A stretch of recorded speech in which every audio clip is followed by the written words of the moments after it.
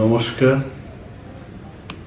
ভাবলাম যে আবহাওয়া দপ্তরের থেকে যে খবরটা পেলাম, I was following Indian meteorology department অর্থাৎ আইএমডি থেকে ত্রিপুরার এবং আমাদের পার্শ্ববর্তী রাষ্ট্রের থেকে ঘূর্ণিঝড় কি করে আমাদের রাজ্যে প্রবেশ করছে।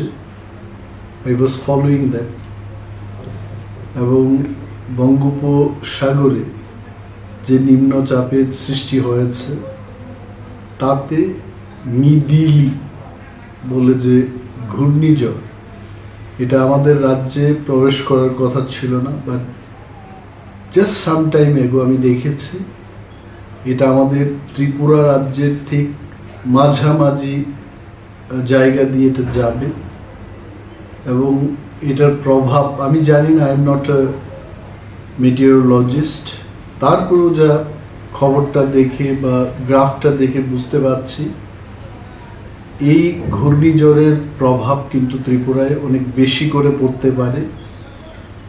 তার জন্য আমি ভেবেছি যে সরকারকে অনুরোধ করব, যদি এমন কিছু ভয়াবহ পরিস্থিতির সৃষ্টি হয় সেটাকে মোকাবেলা করার জন্য রাজ্য সরকার এবং প্রশাসনিক আধিকারিকরা যেন প্রস্তুত থাকে।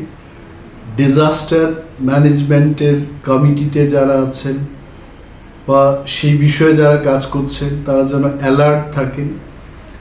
ত্রিপুরার সর্বস্তরের মানুষ আমরাও যেন সতর্ক থাকি, যাদের বাড়িঘর একটু ভালো না, ভালো কিছু জায়গায় আশ্রয় নেওয়া যায় কি না, জাস্ট থিঙ্ক অ্যাবাউট ইট।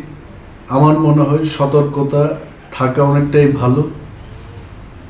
আরেকটা বিষয় হচ্ছে যে এই ঘূর্ণিঝড় যদি সত্যি ত্রিপুরাতে প্রবেশ করে, যতটুকু রেইনফল হবে, বৃষ্টিপাত হবে ত্রিপুরায় 204 মিলিমিটার বৃষ্টি হবে, এমনটাই বিজ্ঞানীদের ধারণা। যদি এটা হয়, রাজস্থানে এক বছরে যা বৃষ্টি হয় সেটি কিন্তু এই 1-2 দিনের মধ্যেই আমাদের এই রাজ্যে সেই পরিমাণ বৃষ্টি হবে, দ্যাট ইজ দি অনুমান। এবং সরকার এবং আমরা সবাই যেন এটাকে খুব সতর্কতার সহিত এটা মোকাবেলা করা যায়। জাস্ট ভাবলাম, অফিসে আছি এখনো, আই থট আপনাদের সবাইকে অনুরোধ জানাবো এবং সতর্কতার সহিত এটাকে যেন আমরা এড়িয়ে যেতে পারি বা মোকাবেলা করতে পারি। We should be ready for that. ধন্যবাদ।